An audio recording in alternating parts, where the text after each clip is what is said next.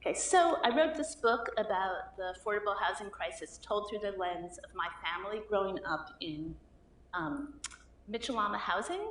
It was a subsidized co-op on 96th Street between Amsterdam and Columbus. We moved in 1967 when I was 4 years old. And it was one of the first in a series of brutalist, no-frills, subsidized co-ops lining Amsterdam and Columbus Avenue. There's a whole section of these kinds of buildings. It was built at a time when the idea that housing is a human right was a guiding principle of politics, urban design, and planning. I mean, that really was the emphasis, that people deserved a decent home. When we moved into the Upper West Side, it was considered slummy, crime-ridden, graffiti-scarred, and many people were fleeing to the suburbs. But families like mine, attracted to the integrationist social agenda of the West Side urban renewal area, were thrilled by the opportunity to live near Central Park, near bookstores, movie theaters, in this sort of engineered utopian vision. And it really was kind of an engineered utopian vision in a lot of ways. So it was financed. RNA House was financed. If I move over here, can you still hear me? It's easier to. It was financed by the Mitchell-Lama Housing Program, which was made into law in 1955 as the Limited Profit Housing Companies Act. And the mission was to provide affordable rentals and co-ops to thousands of middle-income, moderate, and middle-income families like my family.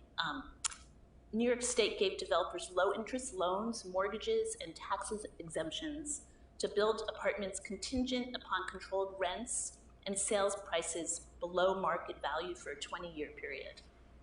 The catch was that after 20 years, the buildings could opt out of the Mitchell-Lama program or choose to remain public. That actually, the opt-out provision wasn't in the original bill. It was put in after for political reasons, because they couldn't get it to go through without that provision. So eligibility was based on income, and each cooperator owned a share of the co-op upon purchase, and if they left, they sold the share back for the same amount. There were also skewed apartments. They were called skewed apartments that were set aside for even like lower income people. So really the middle income people were subsidizing low income people. So the idea was not to make a profit, but to live an affordable, safe, communal life in an integrated community. So my family's arrival at RNA was part of a greater narrative about housing and societal changes in New York City, which began in with the tenement reform movement. And nowhere in the US has the unified effort to provide a decent home for everybody been greater or as successful as in New York. And Jews were an instrumental part of the housing reform movement and in creating the co-op housing reform movement. So really the housing reform movement began in the second half of the 1800s when immigrants fled into the Lower East Side, into tenements in the Lower East Side. There were, Italian, Jewish, Irish, German immigrants. My ancestors, probably, a lot of your ancestors came and lived in Lower East Side tenements. They were substandard. They had poor ventilation. There was no light. There was like one water pump and a communal outhouse that everybody had to use.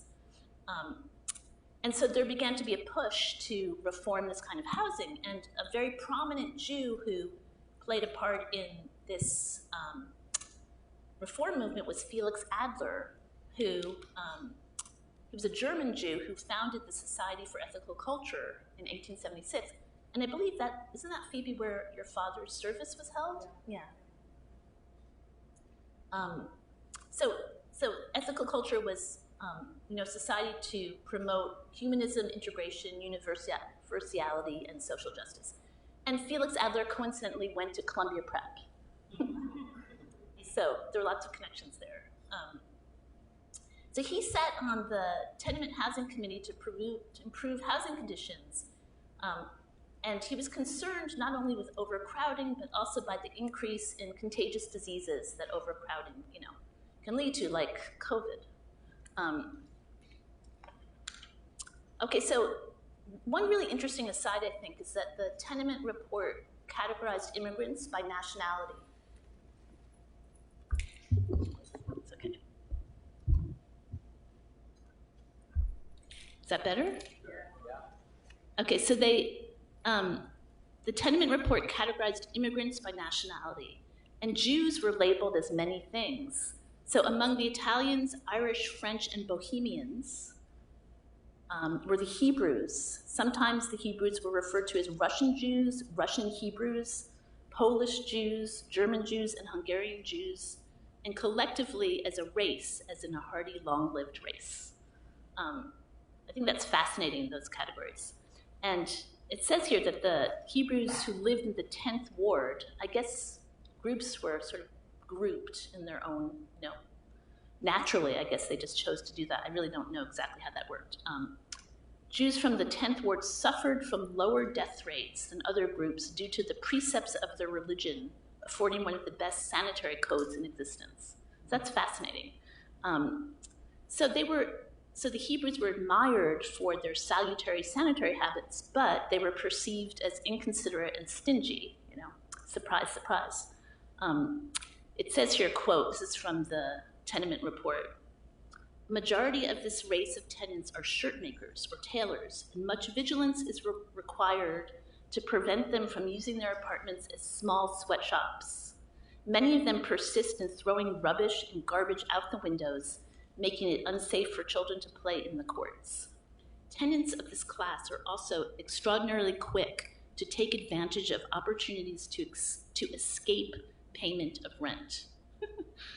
It's like, I find that really fascinating. And I have no idea what role Felix Adler, he was part of this report. He's a very prominent, upper class German Jew. Like, what role did he play in this analysis of shtetl Jews, in Lower East Side tenements? That would be fascinating also to sort of pursue. So Adler and others created the Tenement House Building Company to build model affordable tenements. They completed 6.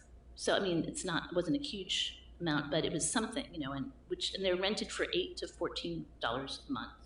This was by 1887. So in the early 20th century, New York City continued to face a housing crisis. Tenements continued to be built without regulation. They continued to be filthy, dilapidated, overcrowded, overpriced, prone to fire, ridden with tuberculosis and flu. And tenants fought rent wars. They striked, they picketed, they denounced non-participating neighbors as scabs. And, Jews were a very large part of this movement. And they organized and agitated for better housing conditions. And they also agitated for other things like better working conditions and hours. And they formed unions like the Amalgamated Clothing Workers of America. My paternal grandmother, Gertie, worked in the garment industry, and she was a member of the ACW, the Amalgamated Clothing Workers. And then, when the Triangle Shirtwaist Factory fire occurred in 1911, that killed mostly Jewish and Italian women, 146 women, the public was horrified, and unions used this moment to mobilize. So there was something called the Jewish Union Federation, known as the United Hebrew Trades, and it grew to 250,000 members by 1913.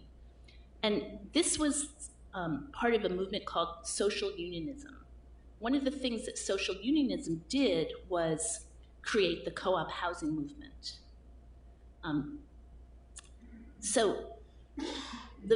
the very first co-op that was built in New York City was not by Jews. It was actually by Finnish people in Sunset Park, Brooklyn. And it was based on the Rockdale Principles, which are, the Rockdale Principles were part of a cooperative movement from Rockdale, England, from 1844. And the principles were that, and they're still used today in non-speculative housing co-ops, that a co-op association shall be operated purely for service and not at all for direct profit, and that each apartment was worth 1 share both in purchasing and selling. So you would receive the same amount that you got like with some interest. So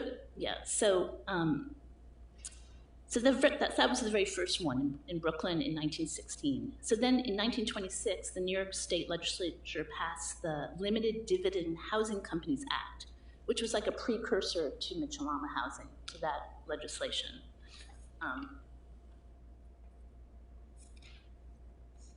And basically began to support limited dividend co-ops. And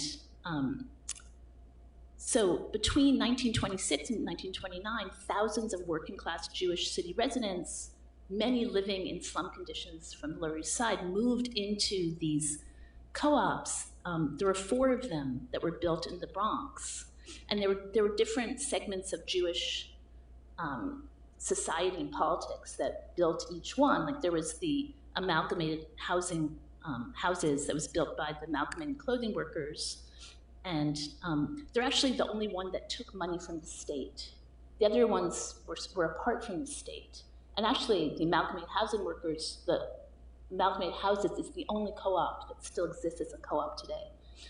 So they're all in the Bronx. So then there's the Sholem Aleichem houses, and they're constructed by Yiddishites, whose quote, ranks were split between socialists and communists who refused to speak to one another. And that was really based on, the idea was cultural, that they promoted culture and art. Like Marc Chagall stayed there for a while when he was fleeing the Nazis. So amalgamated houses was really union housing. Sholem Aleichem houses was really about culture and art. There was the United Workers Cooperative Colony, which was called the Coops, and it was communist dominated. I think like a quarter of the people were card-carrying members of the Communist Party, and the Farbond houses by the National Jewish Workers Alliance, which was a labor Zionist organization. So they really saw themselves as the first step in the transformation to a better world. They believed that the physical circumstances under which people live encourage collective action and identity. And, when I think about how I grew up, that was really the circumstances in which we grew up. I'll get to that later, but it really does. I mean, if you grow up in a collective, you think collectively. It really does shape you. So Calvin Trillin in The New Yorker quipped, "A Jewish garment worker who wanted to move his family from the squalor of the Lower East Side to the relatively savant North Bronx could select an apartment on the basis of ideology." Yeah. So, I mean, I think about it, that's really great to have that luxury, right? Okay, so the post-war era marked a turning point for public housing. So there was a real crisis in housing after World War II. Housing had really been put on hold during the Depression, and then during the war, housing wasn't being built. And while the U.S. government was rebuilding democracy in Western Europe through the Marshall Plan, there was also a desperate need to build domestic housing here. And the Truman administration passed the Housing Act of 1949, which declared that the general welfare and security of the nation requires the establishment of a national housing policy to realize the goal of a decent home and a suitable living environment for every American family. He asked, how can we expect to sell democracy to Europe until we prove that within the democratic system, we can provide a decent home for our people? That's just such a different ethos than today. It's just incredible. So New York City progressive activism peaked around the time of the 1949 Housing Act.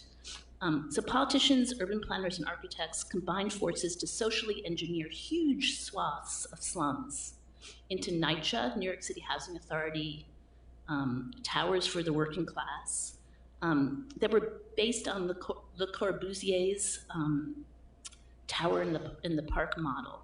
So if you look east of 96th Street on the Upper East Side, there are it's incredible how many public housing towers there are built around this model of, it's like if anyone knows Stuyvesant Town, it's also the same kind of model, of these towers. They all look alike, but they all have green space. They're, it's incredible. There's green space, there's playgrounds. this was for working class people, and there's a lot of trees. It's very green. So this was Title I funding that helped pay for NYCHA housing, and there was also something. So concurrently, in 1955, that's when the Mitchell-Lama housing program legislation was passed, and so public housing was really public, and then Mitchell-Lama housing was privately owned but subsidized, so there were private owners, but still they were given low-interest mortgages and tax exemptions to build apartments that were below market rate.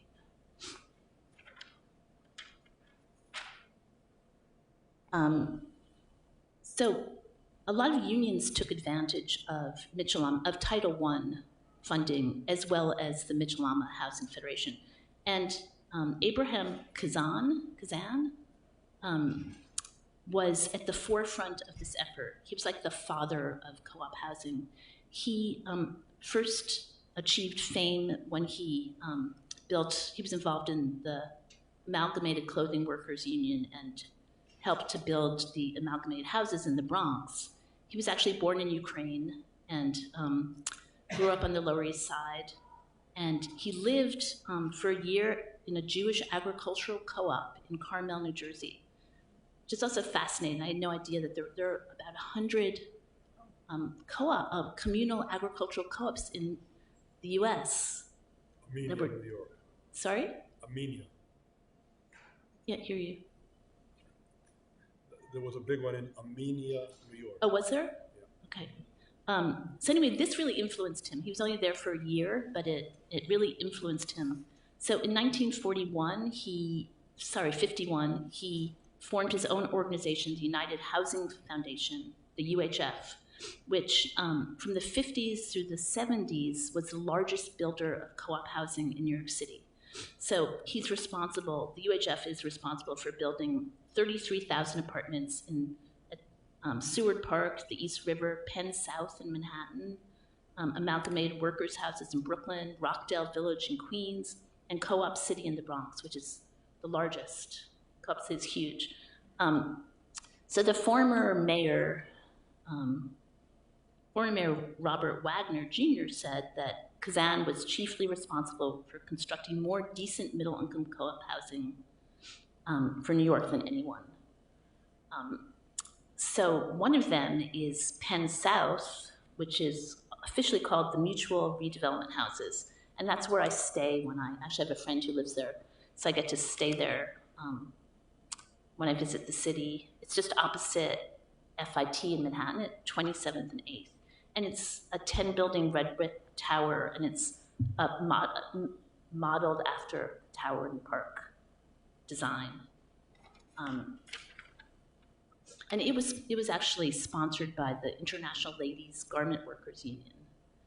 And in 1986, it became the city's first official NORC, which is a naturally occurring retirement community, meaning that people can just stay and grow old there. Services are provided there. It's great.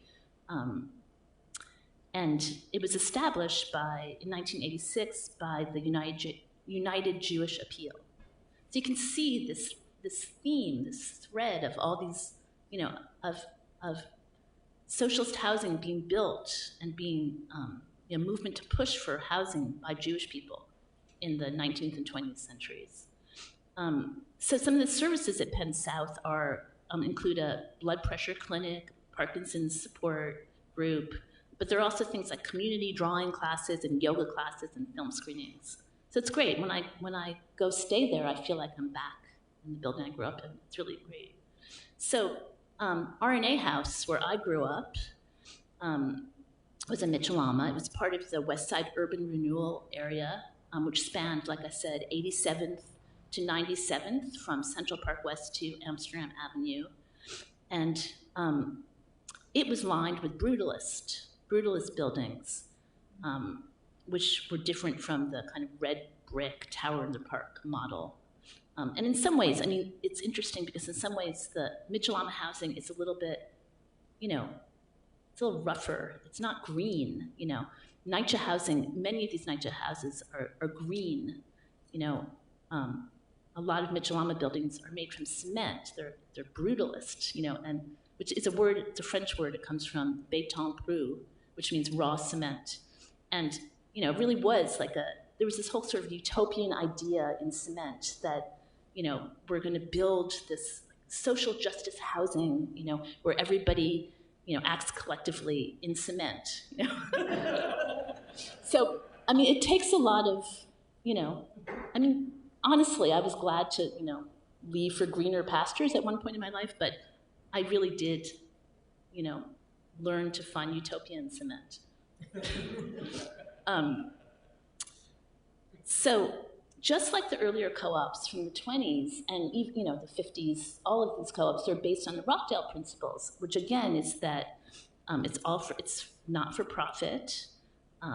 You know, we sell our apartment for the same amount of money as we bought it for. I mean, with interest. When my mother passed away in 2013, my sister and I got $34,000 for a 3-bedroom apartment on the Upper West Side, which, you know, market rate would be $2 million easily, right? So, you know, we had to we bought the apartment for $3,800 in 1967. So, you know, we had to kind of come to terms with this, you know, the collective ideal that this is, you know, it's hard.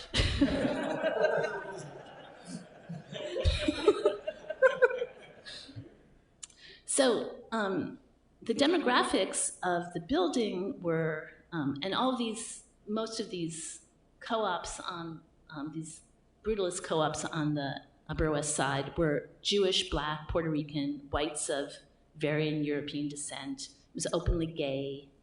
And many Jewish activists were involved in getting these co-ops post-war, these co-ops from the West Side urban renewal area built.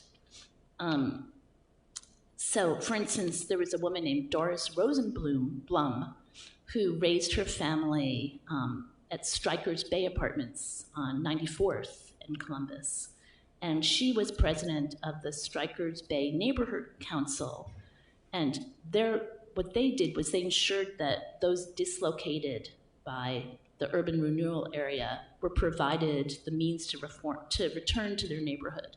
They lobbied to have more low-income housing put in as part of this deal. Originally, there was only going to be 900 low-income units, and it was changed to 2,500.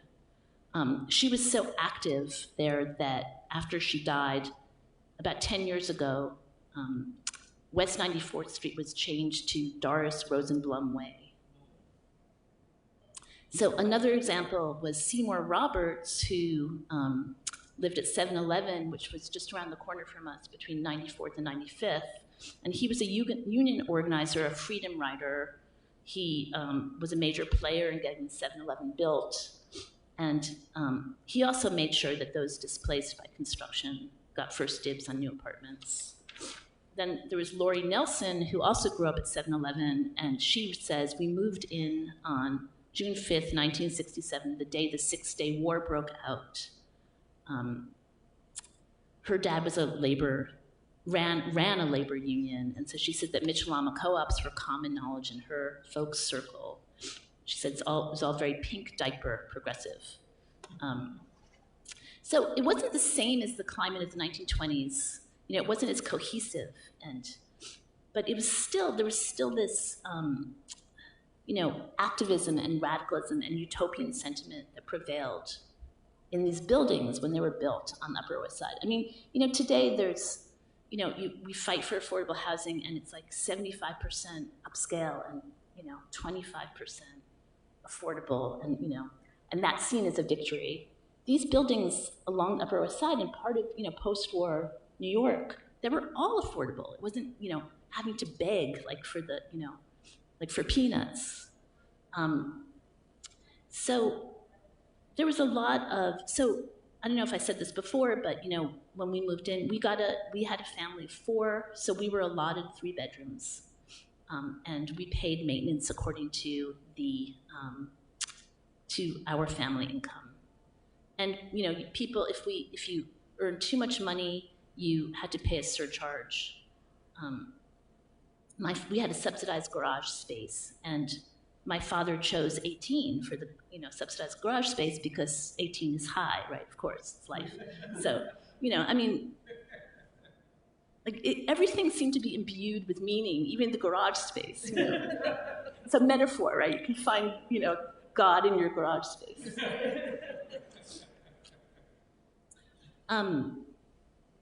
Okay, so to quote Craig, these Mitchell-Lamas had a kibbutz-like vibe. They were integrated. They were collective. So we were the original cooperators. So we got to pick. We had the creme de la creme of apartments. We got to pick one. So we were on the 14th floor with southern exposure. We had a terrace. We acted collectively when we first moved in with other cooperators to bring prices down. So we made group purchases of appliances, dishwashers, stove, refrigerators, air conditioners. My father was on the board of directors, and they formed committees to manage the garden, the cleaning, garbage, each floor of the building. Conflicts arose, but they weren't based on race, religion, or sexual preference. They were just personal problems. My mother was part of a 15-woman food co-op, and they would drive to Hunts Point Terminal in the Bronx to buy fruit and vegetables and meat from wholesalers, and they would return, and people would line up so the food could be doled out in the laundry room. And the laundry room had a lending library. My mother was also part of a nighttime babysitting co-op, and they were with other women, and they distributed index cards as money, and they paid each other using this kind of neighborly economy. It's interesting, my parents had an active social life. They went out because they could afford to. They had built-in babysitters. So many people now, they can't go out because who can afford a babysitter, right? Unless you're lucky to have a grandparent around. So we kids had an amazing life together. We played in the backyard. We walked to and from the local public school, PS 75. When we trick-or-treated, we took over the whole building. It's amazing. There was the community room where we had birthday parties, where we whacked piñatas. And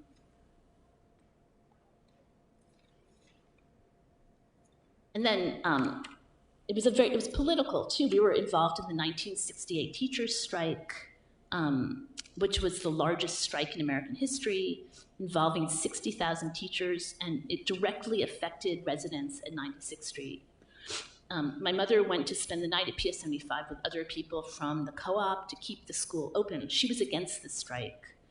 The strike came about over the local control issue in the public schools, which stemmed primarily from the Black community's perception that the white power structure was not providing an adequate education for children, which was true. The Black community felt it could do a much better job if they controlled school districts in which they were the majority. And there was a pilot district in Ocean Hill, Brownsville, formed to pave the way for decentralizing the school system. And the pilot district program fired teachers who happened to be mostly Jewish and replaced them with Black teachers. The United Federation of Teachers was hostile to community control because it thought that the union would be undermined. And during this strike, an anonymous anti-Semitic flyer was placed in the mailboxes of some of the Brooklyn teachers, referring to Jewish educators as blood-sucking exploiters and murderers who taught Black children self-hatred. So obviously there was a lot of bad blood going around, So the way it affected RNA House was that cooperators linked arms on the RNA House steps, blockading the main lobby to prevent a group of teachers who supported the strike from gaining access to the community room, as they'd done during a previous strike. So this time, RNA was off limits. And the progressives at RNA, including my mother, objected to the way the union thwarted the local school boards, pitting Blacks and Jews, teachers and parents against one another. The strike also marked the beginning of the deteriorating relations between the Black and Jewish communities, which had been historical allies. And so, I mean, this was really dramatic. My mother, fortunately, was alive to tell me this story, because I was only, I don't know, 68, 5, I was 5. I don't remember, but she told me I was there. She said that the teachers tried to push through the blockade, and the Black and Jewish cooperators at RNA were protesting, chanting, "Don't divide us, don't divide us." So that's like all taking place in my buildings. I think that's just fascinating. Okay, so to bring it back to more recent times, RNA is now a NORC. It recently became a NORC, a naturally occurring retirement community. So a lot of people I know who I grew up with still live there and are aging naturally there. And but what's happening today is that there's a privatization movement that's threatening Michelamas, which really started in the 1990s with the real estate boom, especially on the Upper West Side, which has like become, it's not what it was. It's not what it was when Phoebe and I grew up there. So there's this movement to privatize Michelamas because co-op owners knew that they could make a huge profit, right? So if my building had privatized, I would have gotten that $2 million. My mother was adamantly against privatization, adamantly against it. Some of them did. There's a lot of them that have throughout the city privatized. And if you go to the Upper West Side now and you see these brutalist buildings, there are big banners on the facades advertising luxury co-ops, and it's heartbreaking. It's heartbreaking. But RNA recently had a big battle over privatization, and it failed. It's very the vote to remain public passed, but barely. But recently, and I'm going to just end on this note, the New York State Legislature passed a new Michelama law to protect Michelamas, to prevent them from privatizing. And the biggest victory around that is that it now takes 80% of cooperators to vote for privatization. And, interestingly enough, it makes sense that there are Jewish legislators who were behind this movement to protect Michelama housing.